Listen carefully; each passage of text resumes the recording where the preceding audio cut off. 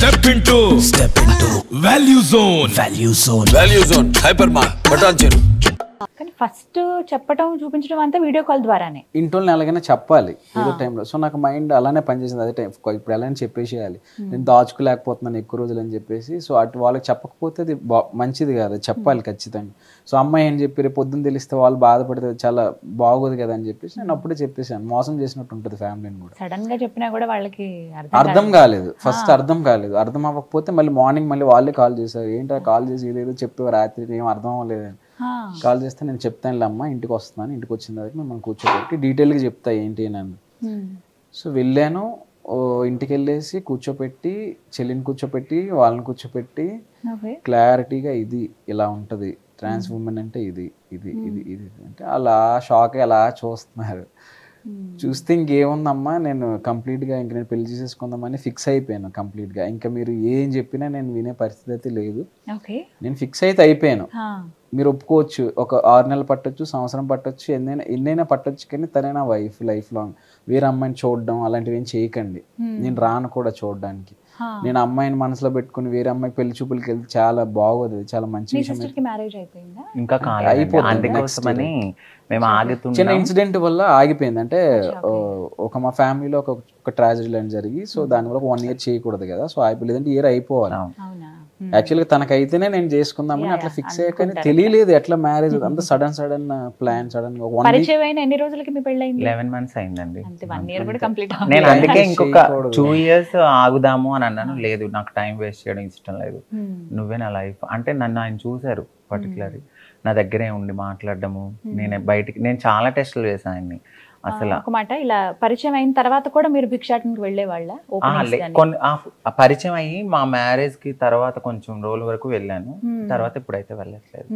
ఇప్పుడు కాదు అంటే పెళ్లికి ముందు వరకు వెళ్ళానండి. ఆయనకి ఇష్టం లేదు, కానీ నేను ఏంటంటే నా ఫ్యామిలీకి మా అమ్మకి నేను ఒక మంచి ఇల్లు కట్టాలి. నాది ఇప్పుడు కన్స్ట్రక్షన్ జరుగుతుంది ఇంటి దగ్గర. సో అది నేను స్టాప్ చేయలేను. కొన్ని కమిట్మెంట్స్ తోనే నేను మా ఆయనతో మాట్లాడాను. పెళ్లి అంటే చేసుకుంటాను కాదని నేను అట్లా, నాకు ఒక లైఫ్ నువ్వు ఇస్తానంటున్నావు, అది నేను తీసుకోవడానికి నాకు ఆనందమే. కానీ నువ్వు రాకముందు ఫస్ట్ నుంచి నాకు ఒక ఫ్యామిలీ ఉన్నారు, నా అమ్మకి నేను ఇల్లు కట్టాలి, ఇట్లా కొన్ని మాట్లాడుకున్నాము. ఆయన యాక్సెప్ట్ చేసి వదిలేసి వెళ్ళిపోలేరు. ఎవరైనా కానీ అమ్మాయినా అబ్బాయినా మీరే అమ్మగారికి కాబట్టి. ఏంటంటే నేను రాకముందు నుంచే కమిట్మెంట్స్ ఉంటాయి కదా, నేను వచ్చిన తర్వాత ఆపడం అనేది, నేను ఆపడం కూడా అది నా ఇది అవుతుంది, నా స్వార్థం అవుతుంది. సరే బాధ అనిపించేదా అలా వెళ్తుంది? బాధపడతాం, అది ఎవరైనా బాధపడతారు. ఎప్పుడైనా ఎదురుపడ్డారా అలా రోడ్డు మీద? మాక్సిమం వెళ్ళదు, మాక్సిమం ఈవెన్ ఓపెనింగ్స్ కి వెళ్తుంది 99%. అంటే నేను ఓపెనింగ్స్ కే వెళ్తాను, భిక్షాటన అంటే అది ఆ స్టేజ్ అప్పుడు ఓన్లీ గృహ ప్రవేశాలు ఉంటాయి కదా, సో అలాంటి వాటికి వెళ్తాయి. సో నేను ఆపడం తప్పు. తను ఒక టార్గెట్ పెట్టుకుంది, నేనే ఇప్పటికి స్టిల్ చెప్తా, అది ఫస్ట్ అది కంప్లీట్ చేయి. అది పెట్టుకున్నావు కదా, సో నలుగురి మధ్యలో మనం ఇప్పుడు కూడా తక్కువ అయిపోకూడదు. అది మధ్యలో హస్బెండ్ వచ్చాడు మధ్యలో అది అయిపోయిందని నేను వద్దు. అది అంతా నువ్వు కమిట్మెంట్ నేను రాక ముందు నుంచి ఉంది కాబట్టి షూర్ గా దాన్ని కంప్లీట్ చేసి. మా ఇద్దరి మధ్యన మనీ మ్యాటర్ రాకూడదు అనేది మా పాలసీ. మీరేం జాబ్ చేసేవాళ్ళండి? నేను ఒక 7 years నుంచి లెక్క సైడ్ అని ఇన్వెంటరీస్ అవి ఉంటాయిలండి. యా, అటు సైడే ఉన్నా నేను. 6 years అయిపోయింది. నా లైఫ్ అయితే ఓకేనండి, బాగానే ఉంటుంది, ఫైనాన్షియల్ గా సెట్ ఉంది. సో ఆ రోజు అలా మ్యాజికల్ గా జరిగి ఇప్పుడు పెళ్లి దాకా వచ్చింది. చాలా గ్రాండ్ గా చేసుకున్నారు కదా? చేసుకున్నాం బాగా. ఎంత ఖర్చు అయింది? అయిందండి ఒక 10 వరకు అవుతుందా, 10-12 దాకా అవుతుందా? అంత అవ్వదు, 11 పాయింట్ అంతే. కట్ చేసుకున్నారు బాగానే. అంటే నా షాపింగ్ ఎక్కడ జరిగింది? రిసార్ట్ అంటే మనము విల్లా బుక్ చేసుకున్నామండి. ఎంత మంది వచ్చారు? లిమిటెడ్ గానా లేకపోతే ఎక్కువ మంది? 200 మధ్య ఎక్కువ మంది. అంటే ఫ్యామిలీ నుంచి ఎక్కువ తీసుకున్నాను, కమ్యూనిటీ నుంచి నాకు మెయిన్ ఎవరున్నారు వాళ్ళని నేను కమ్యూనిటీ నుంచి తీసుకున్నా, ఫ్యామిలీ నుంచి ఎక్కువ తీసుకున్నాను. ఫ్యామిలీ నుంచి ఎక్కువ వచ్చారు. మీ చుట్టాలు మా చుట్టాలు అంటే రాలేదండి, కొన్ని తెలుసు కదా మీకు సొసైటీ. వాళ్ళ మ్యారేజ్కి వెళ్తే ఏమైనా అవుతుందా, రేపు పొద్దున మళ్ళీ ఇక్కడికి వచ్చి మళ్ళీ ఊర్లోకి వస్తే ఎవరైనా ఏమైనా అంటారా అని చెప్పేసి చుట్టాలు ఎవరంతా. అయితే ఏమైందంటే నన్ను లవ్ చేసిన తర్వాత ఆయన కొన్ని ఇష్యూస్ అయినాయి అనమాట. వాళ్ళ ఫ్యామిలీకి కొంచెం, అంటే ఈయనే కాబట్టి మెయిన్ లీడు, కొంచెం ఇష్టం ఉన్నా ఇష్టం లేకపోయినా ఆయన ఫిక్స్ అయిపోయారు. ఒకనొక సిచ్యువేషన్ లో నాకు ఒక కాల్ వచ్చింది అనమాట. ఈయన మాట్లాడుతున్నారు, ఈయన మాట్లాడుతూనే మా పెళ్ళికి ముందే ఇది జరిగింది. మాట్లాడుతుంటే నేనే అన్నాను, కొంచెం టైం ఇవ్వండి, ఒక 1 year టైం ఇవ్వండి, నేనే మీ అబ్బాయిని మార్చి మీ దగ్గరికి పంపిస్తాను. ఇంకా అవ్వలేదు కదా ఏమి, నేనే అన్నాను మార్చి పంపిస్తాను, నేను చేసుకోను అని అన్నప్పుడు ఈయన నా మీద సీరియస్ అయ్యారనమాట.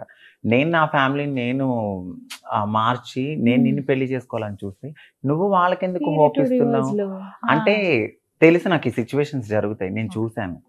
చూసి కూడా నేను కొంచెం నాకు భయం వేస్తుంది అనమాట. ఇవన్నీ నేను ఆల్రెడీ స్ట్రగుల్ అయ్యే ఉన్నాను. ఈ స్ట్రగుల్ నేను తీసుకోలేను, మళ్ళీ ఇది మనసుకు తగిలితే నేను తట్టుకోలేను. అది నాకు అనిపించింది, నేను చెప్పాను కొంచెం టైం ఇవ్వండి, నేను మార్చి పంపిస్తానని. అప్పుడు ఆమె సీరియస్ అయ్యి వెంటనే ఇంకా అసలు 2 seconds అంతే వెళ్ళి ఆ బెడ్రూమ్ లో డోర్ వేసుకుని, ఆ టైంలో ఏది ఉందో మరి ఏం తాగేశారు ఆయన. అప్పుడు నా పక్కన కమ్యూనిటీ ఫ్రెండ్స్ ఒకే ఫ్లాట్ లో, నేను 4th floor లో ఉంటా, 5th నుంచి వాళ్ళు వచ్చి బదులు కొట్టి ఆయనకి చెప్పి అంతా చేసి, అప్పుడు వాళ్ళ ఫ్యామిలీ తిని చాలా సీరియస్ గా తీసుకున్నాడు. ఏంటంటే అంత ఆవేశం ఆ రోజు నేను అది చూడండి, మీరే ఆలోచించండి. నేను మెల్లగా వాళ్ళని కన్విన్స్ చేస్తాను, అర్థమయ్యేలా చెప్తున్నా, అన్ని చేస్తుంటాను. వెళ్ళి నేను మీ అబ్బాయిని మారుస్తాను, మీరేం బాధపడకండి, మీ అబ్బాయిని మళ్ళీ మీకు పంపిస్తాను. వాళ్ళ బాధ తను చూడలేకపోయారు. నేను అదే, వాళ్ళు బాధపడకూడదనే కదా, ఏ కొడుకు కూడా అమ్మా నాన్న బాధపడాలి అని చెప్పి అనుకోరు. కానీ దేవుడి దేవాలు ఏం జరగలేదు కాబట్టి సరిపోయింది. మా మమ్మీ కూడా చెప్పారు ఆయనకి, మా ఓన్ మదర్ మా అమ్మ కూడా ఆయనకి చెప్పారనమాట. లేదండి, మీకంటూ ఒక లైఫ్ ఉంటది, మీరు ఇప్పుడు బాగానే ఉండొచ్చు, మళ్ళీ రేపు ఏమైనా అవ్వుండొచ్చు. అంటే అందరూ ఆలోచించే విధానం వేరు, యాక్చువల్లీ ఆయన ఆలోచించే విధానం వేరు. కానీ నాకు తెలిసిన మైండ్ సెట్ ప్రకారం పర్ఫెక్ట్, చాలా పర్ఫెక్ట్. ఎందుకంటే నన్ను ఇప్పటికైనా సరే నువ్వు ఎక్కడికి వెళ్ళాల్సిన పని లేదు అని నన్ను అంటారు. ఎందుకంటే ఆయన లీడ్ చేయగలరు, ఆయనకు వచ్చే శాలరీతో నన్ను చాలా బాగా చూసుకోగలరు.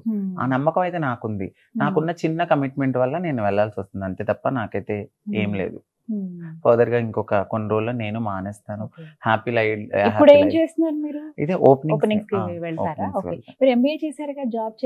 అదే చూస్తున్నానండి. ఎందుకంటే కొన్ని సర్టిఫికేట్స్ లో మారలేదు కదా, కానీ ఆధార్ కార్డ్ అన్ని మారినాయి. కానీ ఇప్పుడు చాలా మల్టీనేషనల్ కంపెనీస్ అన్ని కూడా యాక్సెప్ట్ చేస్తున్నాయి. కొన్ని కోర్సెస్ నేర్చుకోవాలి, అంటే కోర్సెస్ నేర్చుకోవాలి ఇప్పుడు. సాప్ కానీ ఇట్లాంటి డాక్యుమెంట్స్ అవి చేంజ్ చేయాలి కదా. అవి ఏంటంటే ఇంకా నేను చేంజ్ చేసుకోవాలి కొంచెం. ఏంటంటే ఒక పీరియడ్ అయిపోతుంది కాబట్టి ఆ పీరియడ్ తర్వాత నేను ఖాళీగానే ఉంటాను. నేను అట్లా సెట్ చేసుకుంటాను ఏదైనా సరే. ఇప్పుడు హడావిడిగా కాకుండా ఒక వేలో వెళ్తే బాగుంటది. ఇది అయిపోతుంది, మా అమ్మ హౌస్ అయిపోయిన తర్వాత నాకు వచ్చే ఒక 20,000 కానీ 25 కానీ నాకు నేను లీడ్ చేసుకుంటే నాకు అది చాలు. మా హస్బెండ్ శాలరీతో ఆయన హ్యాపీగా ఉంటారు. ఎంతవరకు వచ్చింది ఇల్లు? అయిపోతుందండి, ఇప్పుడు ఆల్రెడీ 3rd స్టేర్ 3 స్టేర్లు కాబట్టి కొంచెం పెద్ద ప్లానే. అంటే పిల్లల్ని పెంచుకోవాలని ఒక ప్లాన్ ఉంది కాబట్టి, సో ఇద్దరు పిల్లల్ని పెంచుకోవాలి. ఎక్కడ ఉంటారు ఇద్దరు? అక్కడ వెళ్తారా?